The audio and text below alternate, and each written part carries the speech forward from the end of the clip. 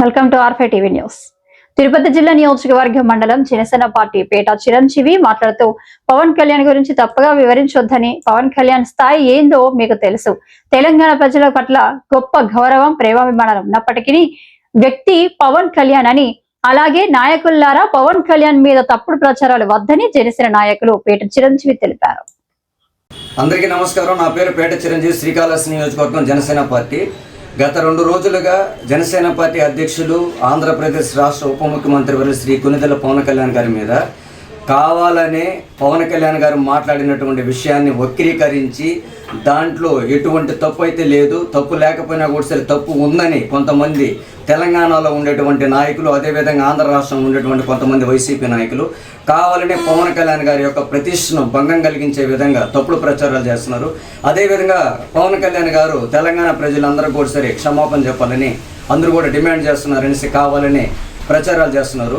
దయచేసి జనసేన పార్టీ తరపు నుంచి ఒక 2 ఉదాహరణలు మిమ్మల్ని అడగాలని నేను అనుకుంటున్నాను.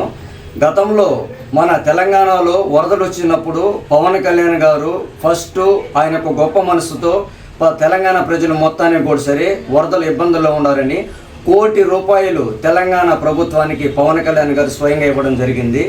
అదేవిధంగా 2021లో మొగలయ్య కళాకారుడుకు భీమల నాయక్ సినిమాలో ఒక సాంగ్కి అతనికి అవకాశం ఇవ్వడం వల్ల ఆ సాంగ్ మొత్తం కూడా సరే మన యొక్క స్టేట్ కానీ తెలంగాణ కానీ అదేవిధంగా అన్ని రాష్ట్రాల్లో బాగా సర్క్యులేట్ అవ్వడం వల్ల 2022లో ఆ యొక్క మొగలయ్య కళాకారుడికి గుర్తించి పద్మశ్రీ అవార్డు ఇవ్వడం కూడా జరిగింది 2022 సంవత్సరంలో. అదేవిధంగా అతనికి ప్రభుత్వం కేసీఆర్ గారు ఉన్నప్పుడు సీఎంగా 2022లో ₹1 కోటి విరాళం కూడా మొగలయ్య కళాకారుడికి ఇవ్వడం జరిగింది.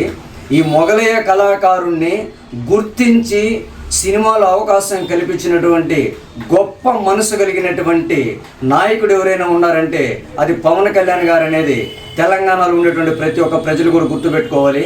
అదేవిధంగా ఏ ఆపదైనా కూడా సరే తెలంగాణలో కావచ్చు, ఏ రాష్ట్రంలో కావచ్చు, దేశంలో ఎక్కడైనా కూడా సరే ఫస్ట్ స్పందించేటువంటి వ్యక్తి కొనిదెల పవన్ కళ్యాణ్ గారు.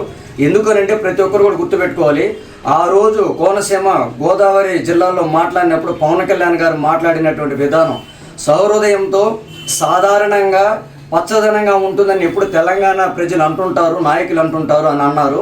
అన్న తర్వాత కొద్దిగా గ్యాప్ ఇస్తూ సమ్ సెకండ్స్ గ్యాప్ ఇస్తూ ఈ యొక్క ఉండేటువంటి చెట్లు మొత్తం కూడా సరే డ్యామేజ్ అయినాయి అన్నట్లుగా అన్నారు. అంటే ఇక్కడ మనం అర్థం చేసుకోవాల్సింది ఏంటంటే వాళ్ళు ఎప్పుడు కూడా సరే పొగడుతూ ఉంటారు అనే యొక్క సంభాషణ ఆయన తెలియపరచడం జరిగింది. అదేవిధంగా అంత గొప్పగా ఉన్నటువంటి ఈ యొక్క గోదావరి జిల్లాలో మొత్తం కూడా ఇప్పుడు డ్యామేజ్ అయినాయి. అంటే మనం దీన్ని కొద్దిగా బాగా మనం వర్క్ చేయాలి, అభివృద్ధి చేయాలి, దీన్ని కొద్దిగా సీరియస్గా తీసుకోవాలి అనే విధానంలో చెప్పారే కానీ ఇక్కడ గోదావరి జిల్లాలో ఉండేటువంటి ప్రజలకి అక్కడ డ్యామేజ్ అయినటువంటి చెట్లకి తెలంగాణలో ఉండేటువంటి ప్రజల యొక్క దిష్టి వల్ల తగిలిందనేది కాదు. దాని యొక్క మర్మం అనేది వేరే విధంగా ఉంటుంది. అది మీరు ఆలోచన చేసేటువంటి విధానాన్ని బట్టి ఉంటుంది అనేది మా యొక్క రిక్వెస్ట్.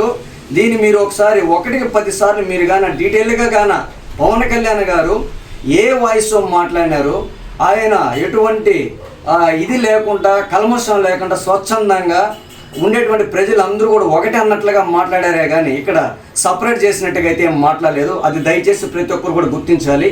అదేవిధంగా పవన్ కళ్యాణ్ గారు ఒక కులానికో ఒక మతానికి సంబంధించి కానీ లేదంటే ప్రాంతాలకు సంబంధించి కానీ జిల్లాలకు సంబంధించి కానీ రాష్ట్రాలకు సంబంధించి కూడా ఎప్పుడు కూడా పవన్ కళ్యాణ్ గారు ఉద్దేశించి మాట్లాడరు. ఎందుకనంటే పవన్ కళ్యాణ్ గారి యొక్క మైండ్ సెట్ కావచ్చు, ఆయన యొక్క లక్ష్యం కావచ్చు, ఆయన యొక్క సంకల్పం ఏ విధంగా ఉంటుందంటే భారతదేశంలో ఉండేటువంటి అన్ని రాష్ట్రాల ప్రజలు మన ప్రజలేను, మన భారతదేశ పౌరులేను అనే విధంగా పవన్ కళ్యాణ్ గారు మాట్లాడతారు, సంబోధిస్తారే కానీ ఎప్పుడు కూడా ఆయన కులాలని, మతాలని, ప్రాంతాలని, రాష్ట్రాన్ని ఎప్పుడు కూడా ఆయన సపరేట్ చేయరు. అటువంటి లక్ష్యం పవన్ కళ్యాణ్ గారికి లేదు. దయచేసి ప్రతి ఒక్కరు కూడా ఇది గుర్తించాల్సినటువంటి విషయం. కాబట్టి మీరు ఆలోచన చేస్తారని మీ అందరూ కూడా మనస్ఫూర్తిగా కోరుకుంటున్నాం. జై జనసేన, జై హింద్.